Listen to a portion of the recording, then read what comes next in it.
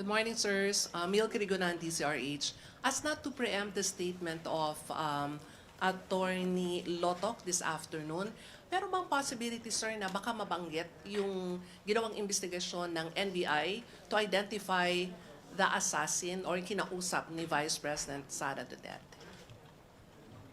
Well, sure you'll understand we can't go into the specifics at this time because this is covered by the sub-judice rule. But what we can share is what you've stated in our pre-trial brief with regard to the purpose of the testimony. So ito ho yung investigation, interagency investigation conducted by the NBI in relation to these threats, as well as the criminal actions filed by the NBI because of them.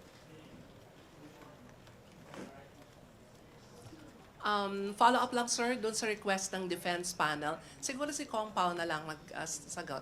Kasi kung yung defense panel, sir, merong request kay Attorney Bantug to bring some mga coffee o kung ano man.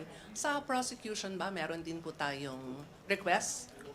And kung may dala na siguro silang kape, baka pwede rin kami kape sa kanila. O, kasi si Joel Chua, dinadala niya kami ng kape. Ay, ng hopya kada hearing natin. Yung Master's Hopya. Masarap yun sa... Oo, old school sa Binondo. Oo. Nagre-request nga ako today, siopaw naman sana para maiba. Oo. Chicken siopaw kasi Muslim si Kong Zia eh. Siguro maganda rin na may di ba? Iba pag masarap din yung kape eh. Parang it perks you up, di ba? Di ba? Ako kanina nagkape ako.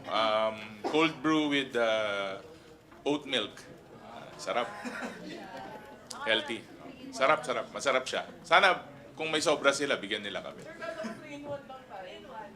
Kanina lang yun. Pero, siyempre nakaharap kayo, kailangan medyo mas social ng konti yung ininom ko, di ba? Pero kung kami-kami lang yun, kopi ko.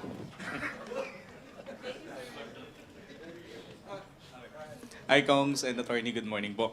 According to Congresswoman Zamora, sa isang interview rin po, sinabi niya na kailangan na raw po mapag-usapan, kailangan na raw po dapat ma-resolba ang threshold sa Korte Suprema as soon as possible before pa lumapit yung botohan ng mga senator judges natin. Pero nilinaw naman niya na hindi naman lang daw prosekusyon ang pwedeng lumapit sa Supreme Court, kundi anyone can do it. However, do we share the same sentiments po? Kailangan po bang matapos na, final na kung ilan talaga yung boto?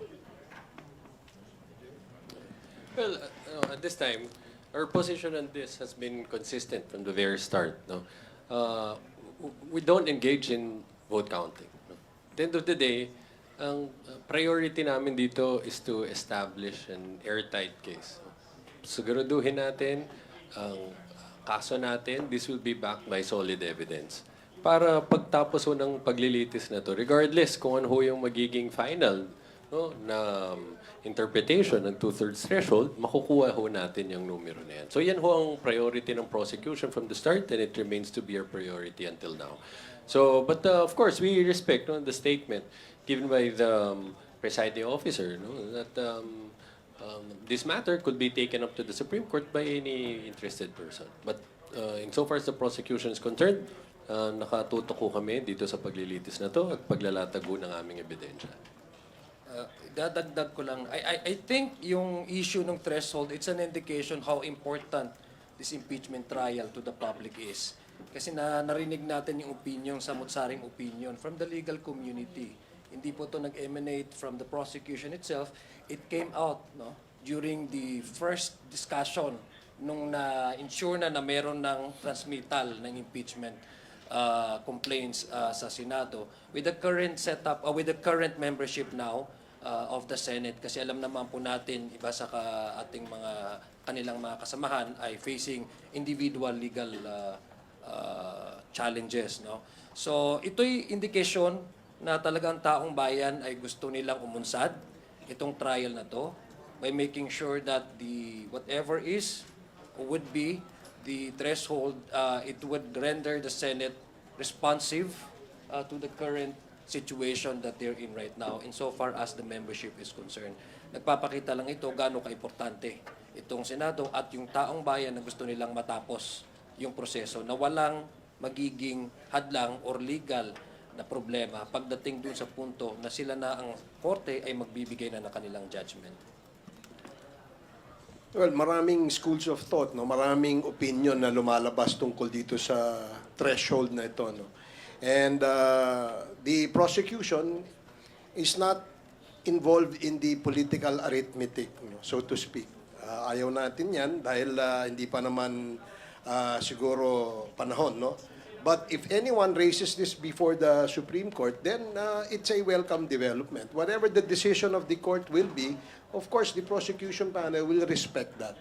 Again, I'd like to emphasize that we're not involved in political arithmetic or anumang calculations meron yan. What the prosecution team is focused on is one, ilatag ang ebidensya, ipahayag ang ebidensya sa relatable na pamamaraan na kung saan maintindihan ng ating mga kababayan. Pangatlo, ipakita yung importansya nitong mekanismong ito na sinasabi nating accountability mechanism. No? Ito yung very important na dapat naintindihan ng ating mga kababayan. So again, we're not involved in the calculations, whatever number there is. We're not involved in political arithmetic. What we intend to do is just ilatag itong ebidensya, pagtibayin, palakasin ang ebidensya tungkol dun sa aligasyon na nakasaad sa articles of impeachment.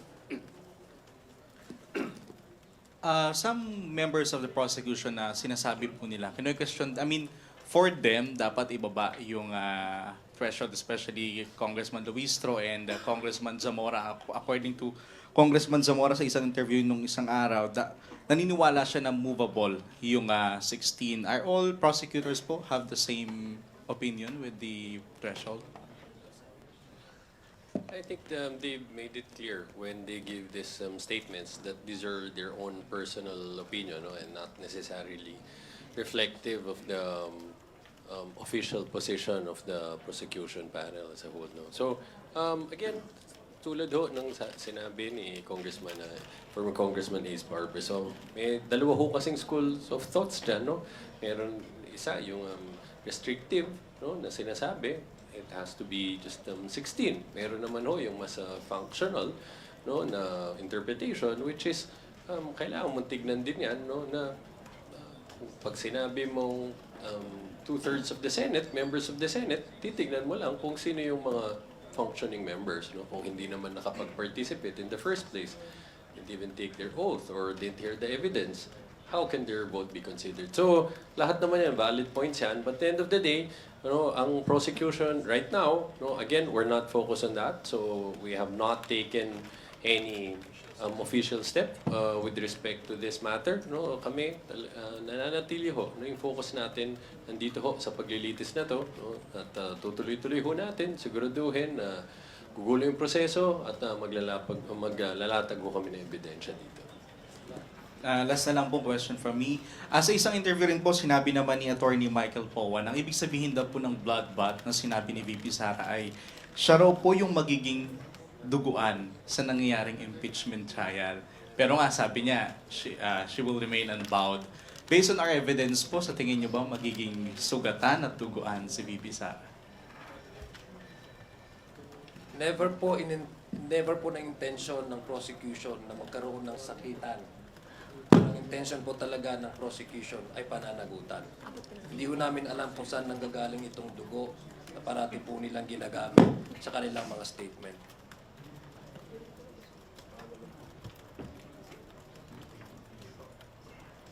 Alright, next.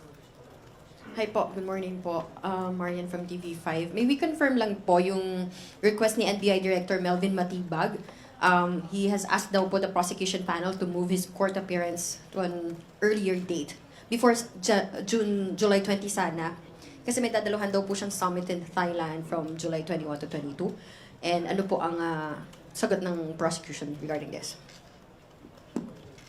Yes, we received that yesterday, the notice sent by Director Matibag. So, we're currently discussing how we could accommodate his request, no? Para, of course, we need to consider his schedule as well. So maybe we will see if in the hearing this afternoon, this is already something that we will raise to the court. No? Halaga ho dito, hindi naman sorpresa no, na magbibigay ng testimonya si Director Matibag na sabi namin ho ito nung matagal na panahon na. So kung kakailanganin ho na magkaroon ng konting adjustment dun sa order of witnesses na present namin, no, and ho yung under deliberation at maaring raise ho namin ito sa impeachment court sa pagdinig ngayong ho hapon. Sige. I understand, sabi rin po ni Congresswoman Zamora, I think during the weekend press con, ready daw po yung prosecution to present at least 2 witnesses a day. Yes, but again, we will see, siyempre, depende ho yan, no, on a per witness basis, depende ho kung gaano katagal ang abutin, no, nung sa kanyang direct examination, cross-examination, kung papayagan ho, no, na or if necessary, magkakonduct pa kami ng redirect, sila din, pwede pang mag-recross. And makita din naman natin, minsan nagkakaroon din ho ng mga debate about some legal issues, no, before the witness takes the stand or minsan during, no? So, mahirap pong pangunahan. But if there's enough time, then we can do that. Last na lang po, can we say na we're winning na po itong article ng grave threats? Lalo na first, the defense cannot even say that the VP is innocent. And second po, even Kong Ridon and Kong Luistro said that they've already admitted the threat of the VP against the President. Only that it is justified. So, may pag-amin na po ng pagbabanta. Can we say na we're winning already this case po? Maybe ako lang magmauna.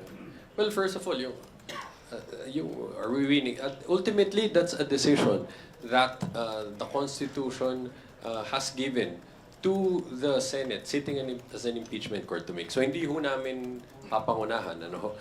But if you'll ask us, what we can say is we've achieved our goal so far, which is first, di ba, yung present this video where these threats were made and prove its authenticity. We've done that. No? Sinisiguraduhin din natin, una, in the first place, is magtuloy-tuloy itong paglilitis na to. Ano? We've also achieved that. So, we're pleased no, with how it has unfolded so far at tutuloy-tuloy ho natin ito na magpresenta pa ng additional evidence para lalong pagtibayan itong kaso ng grave threats and all other articles of impeachment.